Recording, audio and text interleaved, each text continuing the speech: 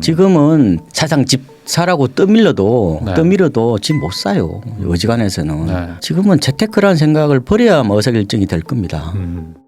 아무래도 서울에 이제 관심이 많으시죠. 서울이 올 들어 8월까지 12.4% 올랐고요.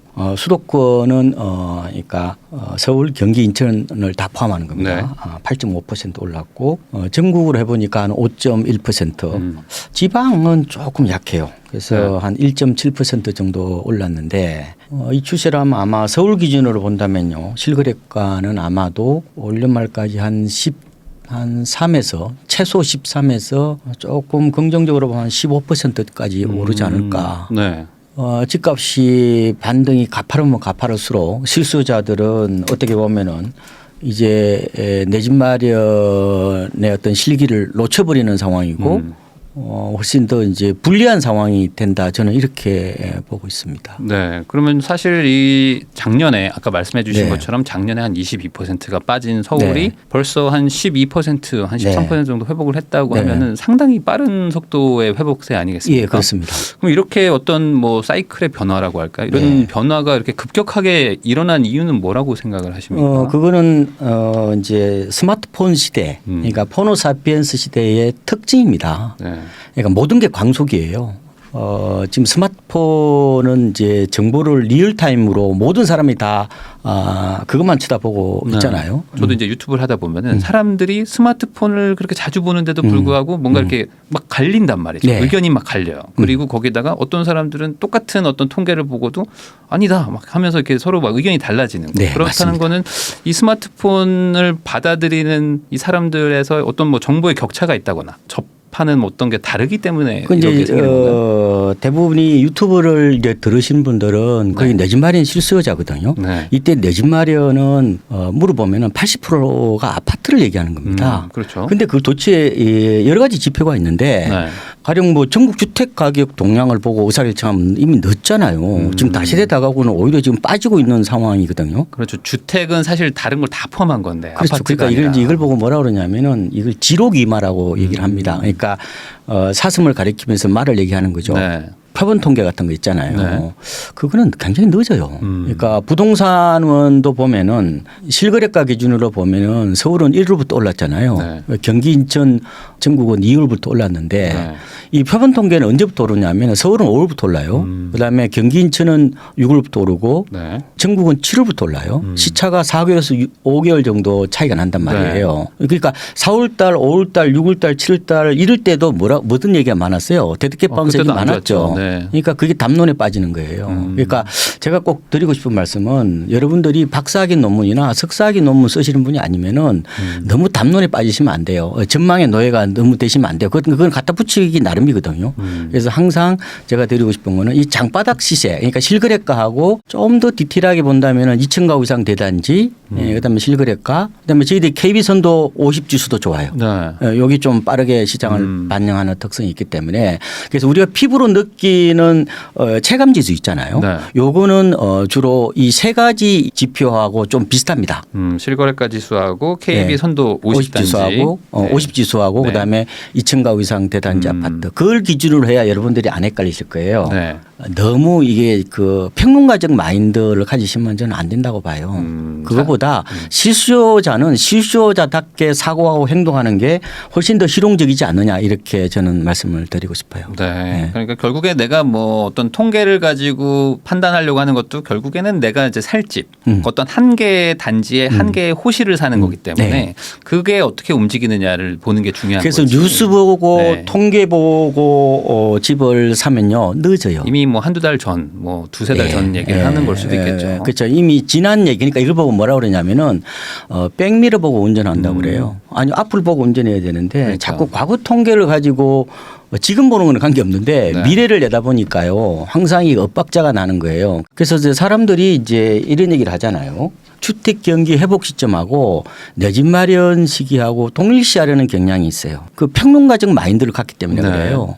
대부분 설문조사를 하면은 집 언제 사요 물어보면 언론사에서 뭐라고 답변하십니까? 연락 오실 거 아니에요. 네. 그럼 올 4분기나 내년 한 1분기나 2분기 잡겠죠. 네. 그때는 주택 경기가 좋아질 수 있는 시점이란 말이에요. 과거에는 이게 이제 이 말하자면 대세 상승 사이클이었잖아요. 네. 지난번이 거의 2013년 1월부터 아주 장기적이었죠. 2021년 10월까지 거의 9년짜리 장기 사이클이었기 때문에 네. 평론가적 마인드를 가져도 돈을 벌 수 있었어요. 그때는 무릎에 사도 충분히 돈을 벌 수 있다고요. 저는 오히려 지금은 그렇게 대세 상승이 오기 힘들다고 보기 때문에 소사이클이 반복할 수가 있어요. 네. 그러면은 무릎에 사면은 말하자면 주택 경기 회복 시점에 사면은 잘못하면 상투 잡을 수 있어요. 너무나 작게 이렇게 사이클들이 바뀌기 때문에. 예. 그래서 조금 마인드를 집은 불황기 때 사는 거지 그런 과거의 대세 상승기에 갖고 있었던 마인드 그리고 평론가들이 말하는 그런 마인드로부터 조금은 탈피해야 되지 않느냐. 그게 바로 이 포노사피엔스 시대의 내 집 마련의 어떤 또 다른 방법이다 이렇게도 저는 말씀을 드리고 싶어요. 그럼 뭔가 말씀하신 거를 좀 종합해 보면 뭐 언론이라든지 뭐 유튜브라든지 이런 것들도 어찌 보면 좀 늦은 거고 네. 오히려 정리하면은 뭐 단톡방이라든지 네. 오히려 막 그런 진짜 날것의 정보 뭐 이런 그렇죠. 것들이 더 중요할 수도 있겠네요. 여러 가지 뭐 다 안배를 하고 비중을 맞춰야 되지만 좀 더 초점을 두는 것은 아까 말씀드린 것처럼 장바닥 시세 예, 이게 초점을 좀 맞추면 좋을 것 같고요. 네. 사실상 서울 아파트는 5월 지나면서 상당 부분이 계륵장으로 바뀌고 있는 거거든요. 지금 물론 집 사시는 분도 있죠. 근데 네. 뭐 그 사람들이 뭐 비합리성을 띠고 있다 그렇게 볼 수는 없고요. 나름대로 다 생각을 하셔서 어쨌든 의사결정을 하는 건데 제가 꼭 드리고 싶은 말씀은 이번 사실상 지금 집 살 시기를 늦었단 말이에요. 지금 서울 기준으로. 서울 기준 너무 늦었죠. 그러니까 계획이라는 거는 지금 뭐 사기도 뭐하고 안 사기도 뭐하고 지금 애매한 상황이라고 거잖아요. 보시면 될 것 같아요. 집값은 다시 또 빠질 수도 있어요. 충분히. 네. 예, 빠질 수 있기 때문에 어쨌든 마인드를 자꾸 시황과 어떤 전망의 어떤 노예가 되기보다는 항상 가격 메리트를 보고 판단하셔야 된다는 거예요. 어떻게 하면 싸게 살까 고민해야 되고 안 그러면 의사결정을 하기가 어렵습니다. 지금은 사상 집 사라고 떠밀어도 집 못 사요. 어지간해서는. 네. 지금은 재테크라는 생각을 버려야 의사결정이 될 겁니다. 어떻게 보면은 중개업소에 나와 있는 매물이 어느 정도 메리트가 많이 이제 사라졌기 때문에 의사결정하기가 굉장히 어렵다는 거예요. 그러면 과거보다 훨씬 더 다리품, 손품, 머리품을 팔아야 돼요. 이게 말씀하셨던 거가 왜 애매하다라고 이제 말을 할 수가 있냐면 말씀하신 것처럼 막 작년에 기준으로 서울은 22%가 빠졌다가 지금 거의 한 13%, 14%가 올라버린 맞아요. 상황이니까 서울을 들어가자니 지금 꽤 많이 올라버렸고 맞습니다. 또 그렇다고 또 경기 들어가려고 보니까 거기도 한 8%, 10% 올라버린 맞습니다. 상황. 지금 금리에 뭐 이런 상황을 따져보면은 리스크가 좀 느껴지는. 사실상 헐값 세일 기간이 끝났죠. 네. 이걸 이제 뭐 박앤 헌터 혹은 뭐 패테일 헌터라고도 표현하거든요. 그러니까 극단적으로 이렇게 투매 장세, 그 공포 장세에 어떻게 보면 집을 사는 걸 보고 얘기를 하는 건데 그런 시점이 좀 지났죠. 그래서 지금 보면은 제가 이제 실거래가를 가지고 고점이 언제냐면 2021년 10월이잖아요. 네. 대표님 아시다시피. 그런데 지금 전국이 어느 정도까지 올라왔냐면 85.7%까지 회복을 했고요. 전국 기준으로도. 예, 서울이 84.7%, 그다음에 수도권이 82.2, 네. 그다음에 지방은 한 90.1 정도까지 회복을 했어요. 지방이 더 많이 회복했죠.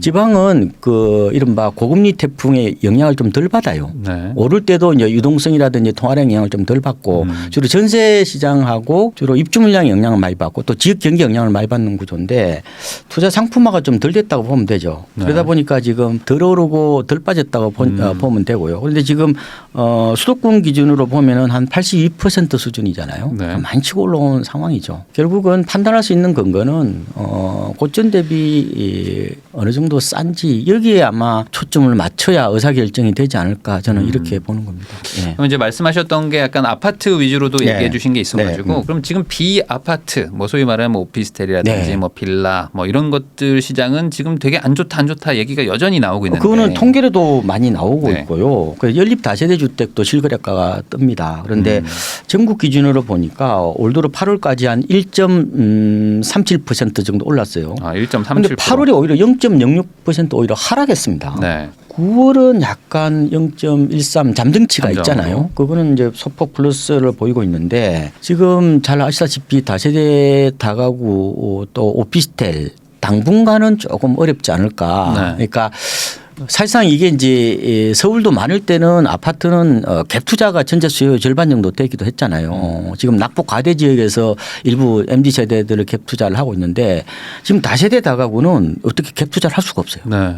그렇잖아요. 그러니까요. 아니 일단은 내가 전세 끼고 살려고 그러면은 어떻게 보면 세입자가 전세로 들어와야 되는데 지금 그렇잖아요. 뭐 전세 사기 여파가 너무 커가지고 오히려 세입자는 네. 월세로 들어오려다 보니까 이게 이제 수급의 엇박자가 나타나다 보니까 갭 투자하기도 그렇고 그러다 지금 매매도 별로 오르지 않다 보니까 약간 구조적 불황 가능성이 다분히 있는 것 같고요. 네. 오피스텔도 마찬가지예요.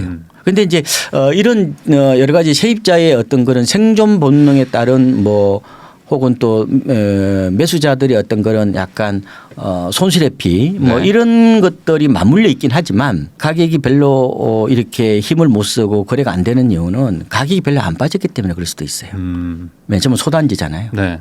그러니까 오피스텔도 보면 많아봐야 뭐 200가구, 200, 그렇죠. 200실 이 정도 되잖아요. 그러니까 가격이 빠지질 않았어요. 네.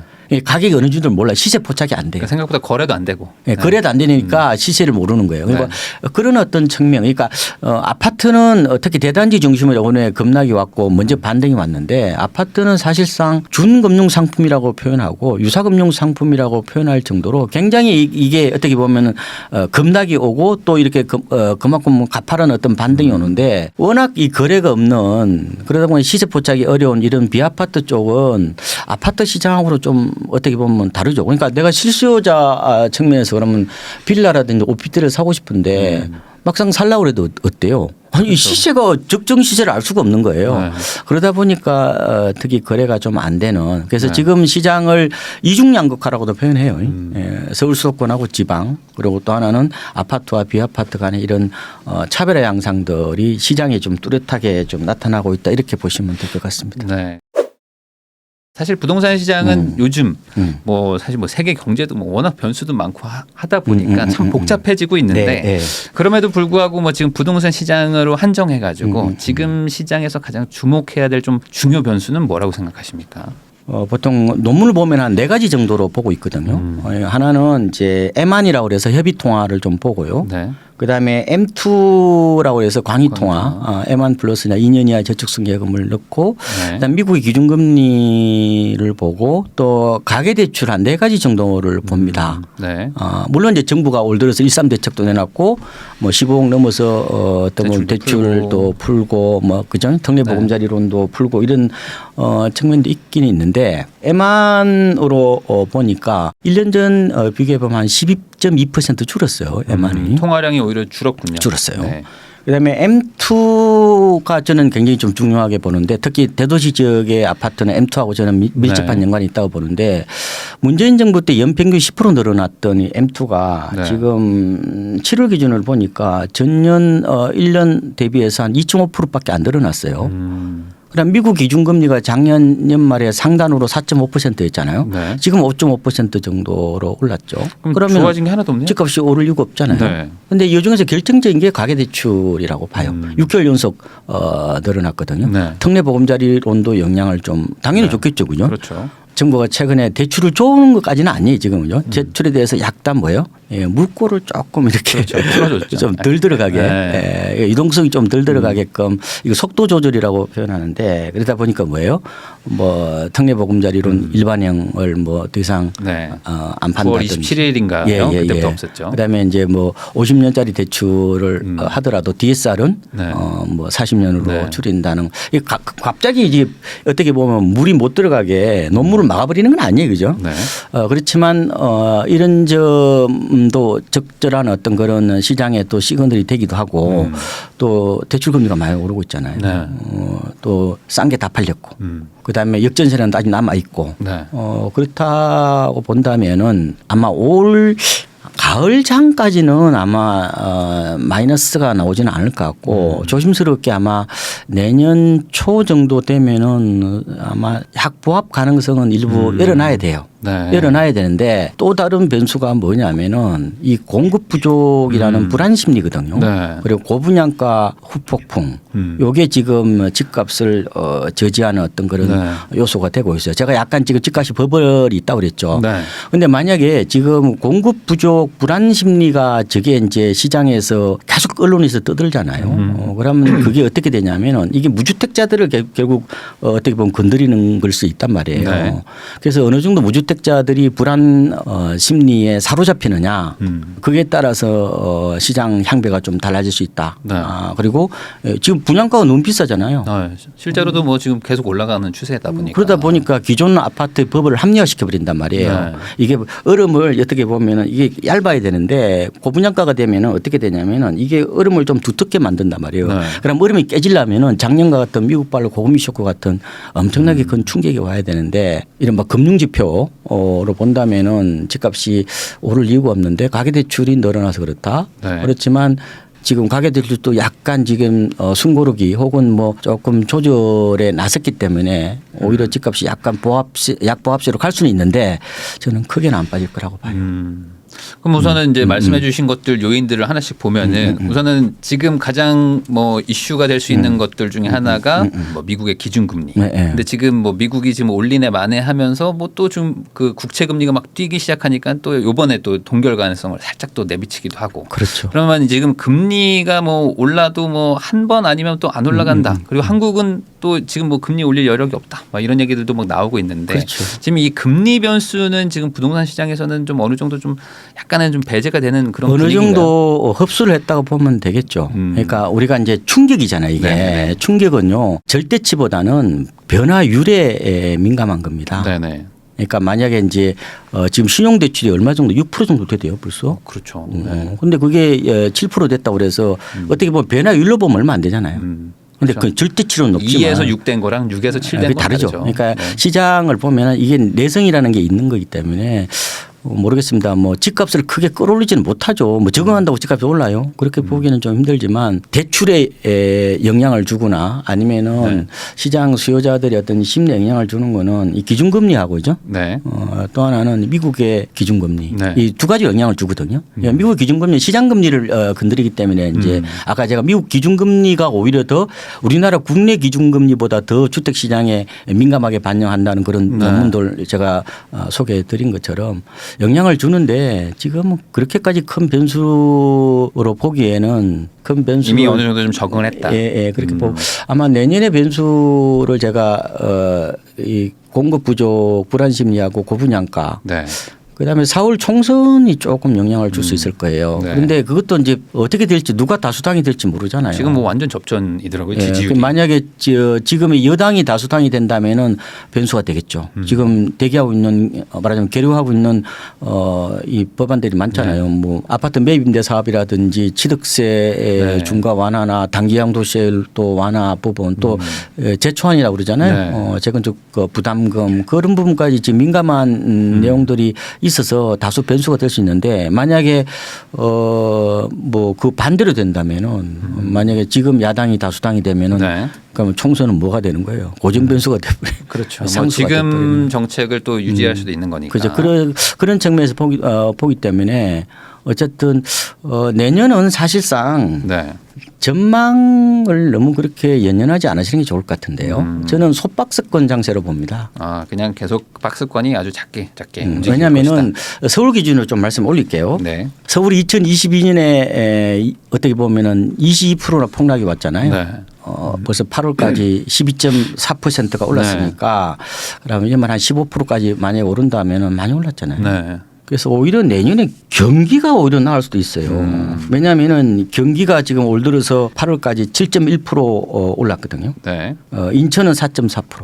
그런데 작년에 경기 인천이 다 한 해 동안에 마이너스 23%였잖아요. 23%였잖아요. 서울보다 더 많이 빠졌잖아요. 그러니까 상대적으로 많이 빠졌지만 덜 올랐다. 그렇죠. 그래서 아마 내년에는 경기 인천 쪽이 서울하고 약간 갭매우기 양상이 일부 나타날 수 있다. 네. 물론 다 빠지면 어쩔 수 없는 거고 네. 빠지더라도 제 생각에는 서울보다는 좀 덜 빠질 가능성이 있다. 이렇게 열어놓고 있는 덜 겁니다. 올랐으니까. 예, 그렇게 네. 보시는 게 좀 낫지 않을까. 그것도 그렇고 현실적으로 이제 가격대가 네. 접근할 수 있는 가격대 자체가 서울과는 또 비교할 수 없게 또 좀 낮잖아요. 네. 그래도 좀 지금 이미 올라버린 것도 좀 많고. 그렇죠. 그래가지고 또 현실적인 것도 고려해 볼 수 그래서 있을 것 이렇게 같고요. 보시면 돼요. 그러니까 제가 소박스권 장세라는 말을 제가 밝히는데 네. 생각해 봐요. 그러니까 급락이 왔다가 상당 부분 회복했잖아요. 네. 또 크게 치고 올라가기도 어려운 구조고 제가 공급 불안하고 또 이런 고분양가 때문에 집값이 크게 빠지기도 어려운 구조란 말이에요. 네. 그리고 전세 가격이 약간 올라가고 있잖아요. 지금. 역전세난이 나타나더라도 전세 가격은 올라간단 말이에요. 네. 지금. 그렇다면은 시장을 뭐 그렇게까지 크게 변동성이 나타나지 않는다면은 저는 그 전망보다 자꾸 시황에 노예되지 말라고 그랬잖아요. 네. 어떤 전망의 노예가 되기보다는 이러면 어떻게 되냐면 소박스권 장세가 되면은 이게는 지역별 각계 전투가 되는 거예요. 네, 그렇죠. 그렇죠. 그러면 네. 오히려 뭐냐면 그 동네 사정 있잖아요. 그러면 이제 내가 음식 장사를 할 때 네. 맛집 주인보다는 그냥 동네 정육점 아저씨 마인드가 돼야 되죠. 정육점 어때요? 외지에서 안 서러우잖아요. 네, 그렇죠. 우리 근데- 동네에서만 하니까. 근데 이제 맛집은 어때요? 굉장히 크게 보는 거잖아요. 그래서 오히려 내년은 저는 숲을 보기보다는 나무를 보고 접근하는 게 훨씬 나을 겁니다. 나무가 바로 말씀드리는 가격 메리트거든요. 네. 그렇게 보시는 게 좀 그러니까 지역별로 각계 전투라 하면 이제 그 지역을 봤을 때 그 지역에서 또 뭐 단지별로 뭐 유독 뭐 급매가 있다거나 뭐 급급매가 있다거나 뭐 아니면 아직은 뭐 덜 올랐다거나 네. 뭐 이런 것들 위주로 좀 보라.